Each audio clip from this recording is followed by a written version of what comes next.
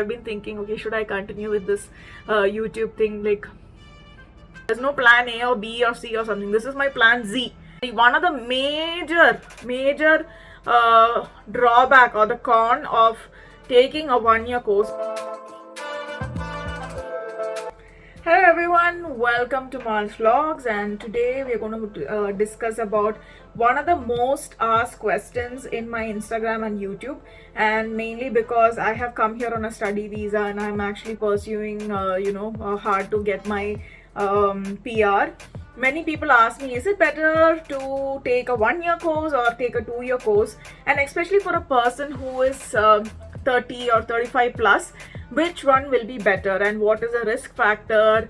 Do you think I will get PR, or if I come there, how will I understand whether I need a second course, or how do I decide which course to take? So these were the questions which were like follow-up questions for that one single question, which is a 1-year course better than a 2-year course, or vice versa?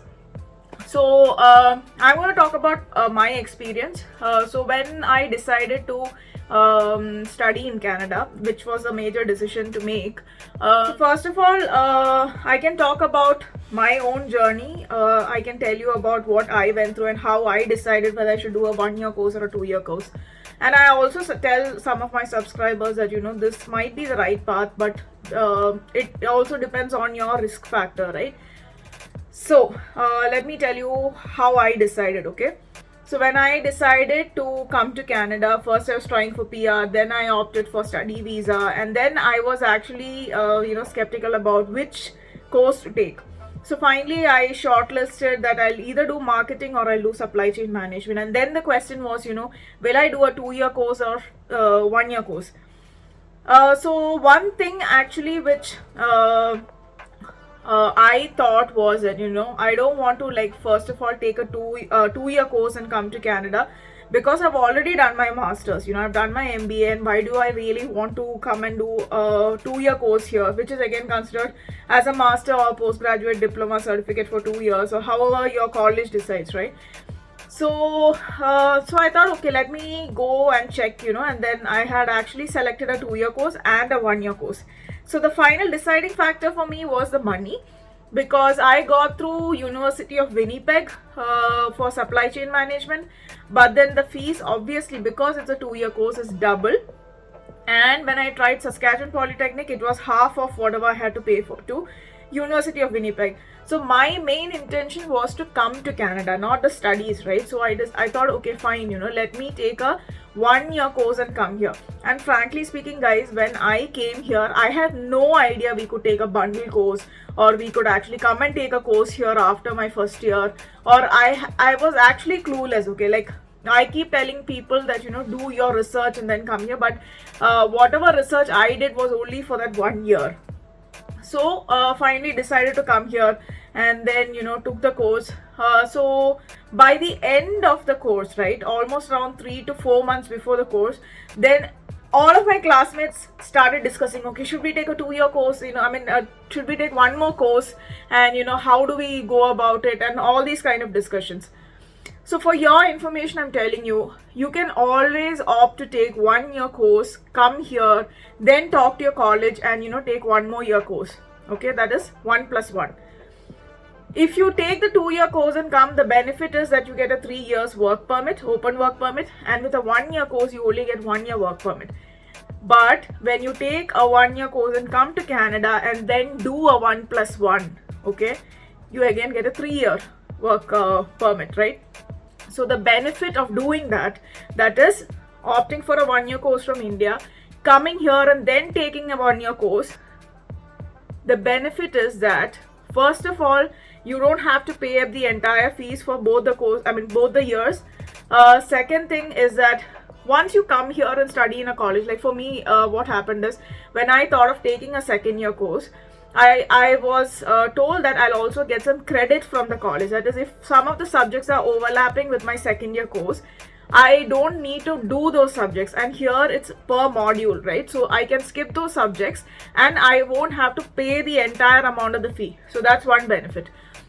And also that since you're already a student, you have more access to what might benefit you with respect to, you know, what course you did and what might be the course which might be better for you. You'll also get a feel of what is a job opportunity in Canada, and, you know, like what might be the best option for you. So there are a lot of benefits if you just take a 1-year course and come here and then apply for the second course from Canada.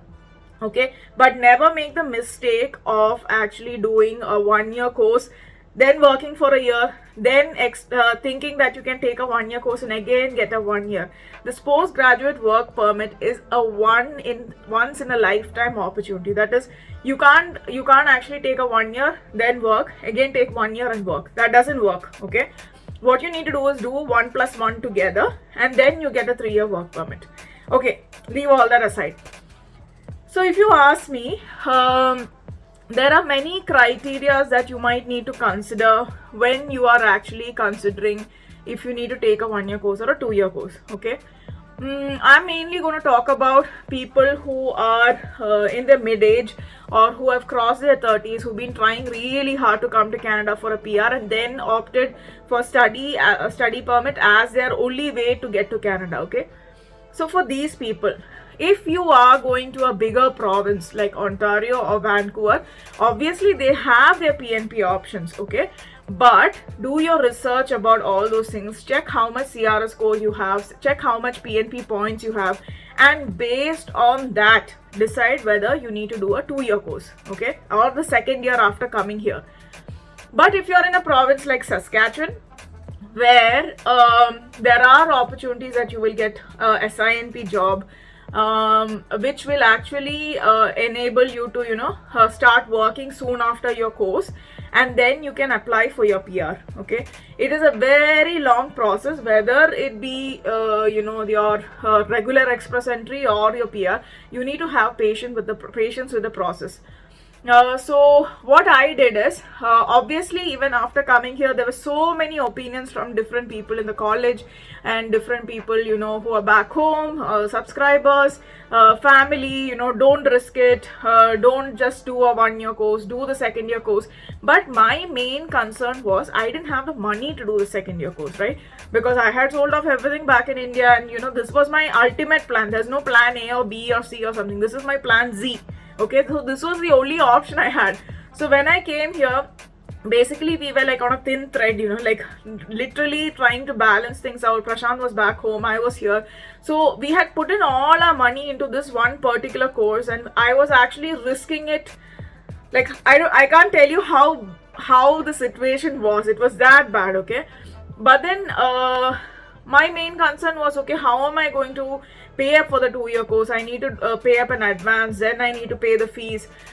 So what happened is, just before finishing my course, the 1st-year course, most of us actually applied for the 2nd year. Okay, so I applied for business management, wherein, you know, some of the subjects actually overlap with my supply chain management course. And I had to pay a non-refundable $2,500 Canadian dollars to the college. Okay, so I was actually I didn't know how to arrange for the money, but I was kind of sure that I'm going to take a 2-year course. I cannot risk it. I'm already around 37 at that time, and then, you know, I don't want to take risks. You know, back home we have a lot of debt, all these things in your head, right? So I definitely didn't want to like to risk and, you know, actually take the 2nd year, I mean go for a job after that. Then I think majority of them actually applied for a 2nd-year course in our class. Then within like couple of months, you know, there's a deadline wherein you need to decide whether you're going to take the course or not. Anyway, your $2,500 is gone. Okay, for me that was a big amount of money, right? But then almost at the end of the course, some of us decided that we are not going to take the 2nd-year course. Okay, and I should thank a couple of my friends because they did refer me for jobs. And I was telling them I'm not even going to bother to apply for jobs or, you know, go for SINP jobs, because I am going to take the 2nd-year course. You know, you don't try to actually deviate me from the plan and all these kind of things I told them. But eventually I went and attended an interview, got through. Obviously SINP jobs are minimum wage jobs, and it was related to my field of study, which was logistics. And overall for me, more than the money, it's the working atmosphere, right? Whoever I was going to report to seemed quite chilled out, and they were a family business, and they are also trying to expand, so they needed people at that time. And so me and my friend, we both went and attended the interview. However, she decided to drop out, mainly because she got a better offer or a better salary with another company. So even I was like skeptical, whether I should join, should I like drop the plan again, go for the course. But finally I decided, okay, let me just take up the job, because I can't afford the second year course.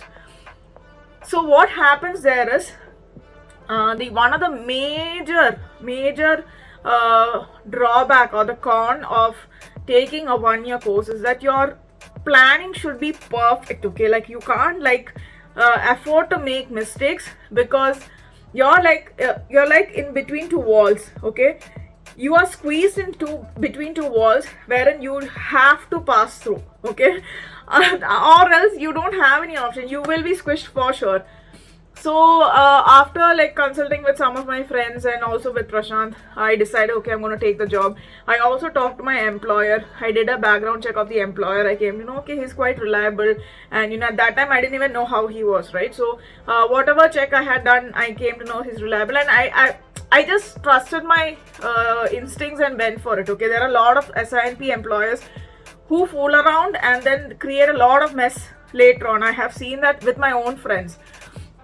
So just went with it. I told him I'll join by so and so date and joined the company.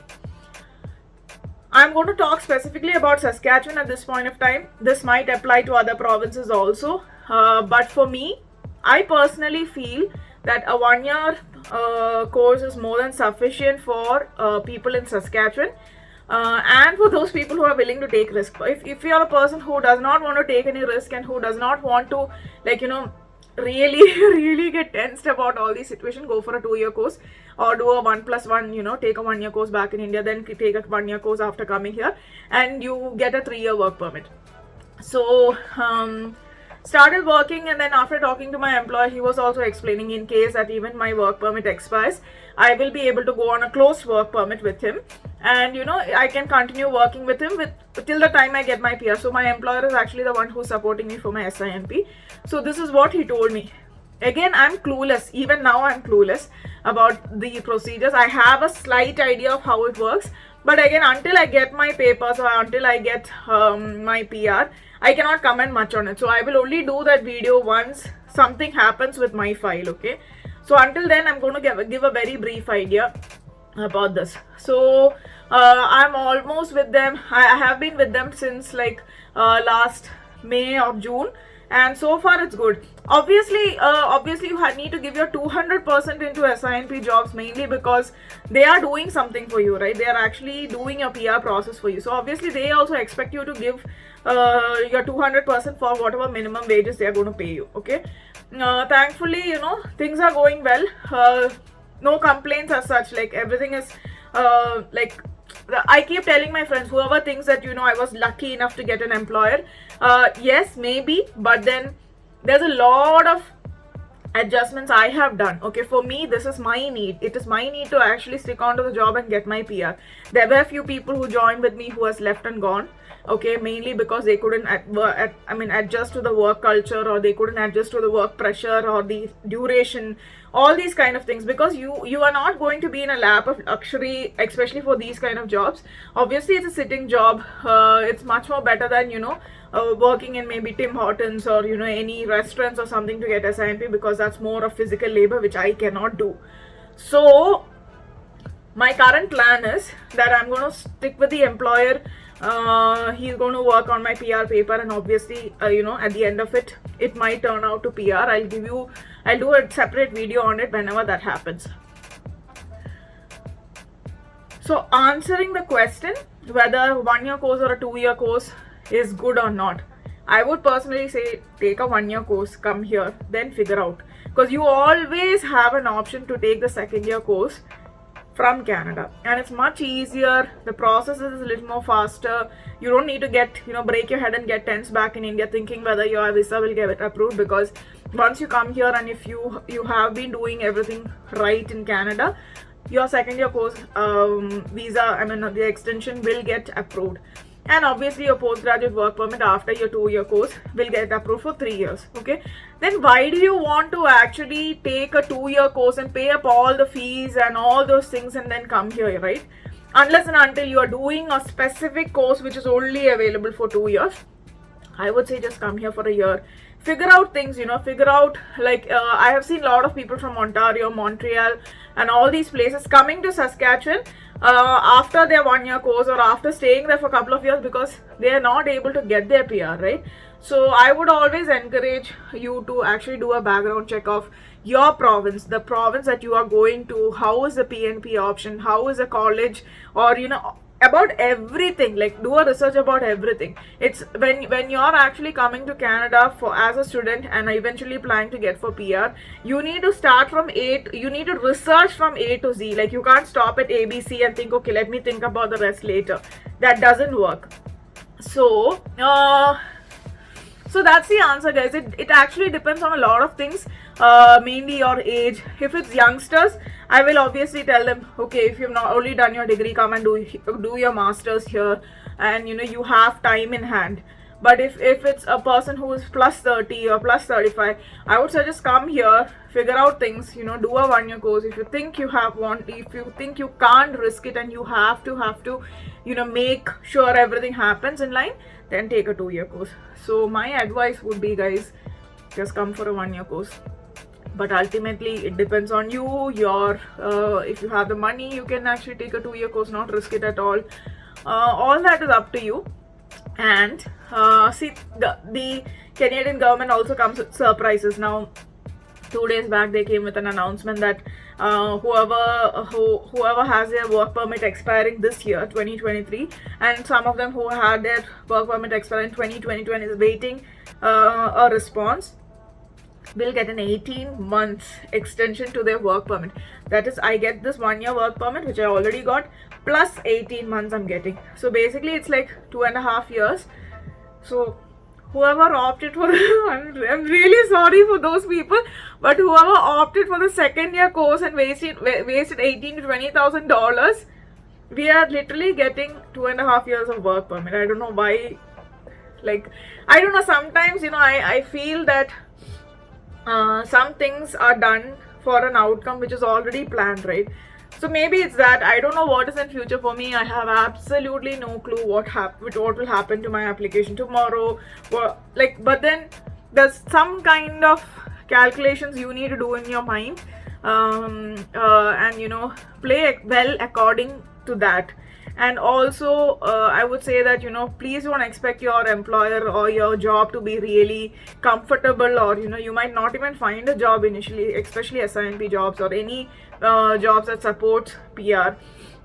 Take your time. Even if you get your job, please do a proper background check of your employer. Talk to your ex-employees whether they have got PR, what was the process, how long did it take, those kind of things. You have to do a check, because I've seen so many of my friends get in for an SINP job. Later on, they were asked to leave because the employer couldn't support for SINP, or some frauds are happening here. I don't want to name it in my video. There are people who promising things for a benefit. All these things are happening. Okay, so IRCC is also very, very, very strict, and even Saskatchewan province is very strict in issuing their nominations or issuing PR, mainly because of all the fraud that is happening. So be very careful you put in the right documents. Even if your agent is doing the documentation for you, please verify anything. Don't put any fraud documents or claim anything which is false. because later on you will get into trouble. I've also heard the news that many students are going to be deported because the false documentation and files that they submitted. Guys, please don't get into trouble, right? Because you have wanted this for so long. Just don't do the wrong things and get here, okay? If it's not meant for you, it's not going to happen, but if it's meant for you, it will happen. I've heard so many people's files getting rejected, but finally it got approved after 3 or 4 rejections. So if this is destined for you, it will happen for you, no doubt about it. So guys, that's all for now. It's almost 18 minutes or 25 minutes when I edit and put it. I'm sorry I'm not been able to, upload videos regularly. Even I've been off. I've been thinking, okay, should I continue with this YouTube thing? Like, is it making sense? Because I don't see that many other subscribers actually, like the interactions, or I'm not seeing growth in my channel. But then to whoever is there in my channel, I wanted to be loyal to them and put out content which is useful for them. So if you like the video, please share, subscribe and like it, and also tell your friends to watch the channel, because obviously there should be some motivation in doing the videos, right? So I was out of motivation for like couple of weeks. Then I'm like, okay, after the work permit extension, I'm like, I definitely need to do this video for you guys. So that's it, guys. I think that's it. If you have any comments, comment below. I'll be more than happy. Guys, please reach me out on Instagram. I'm available there. I'll put the link below in the description. Bye.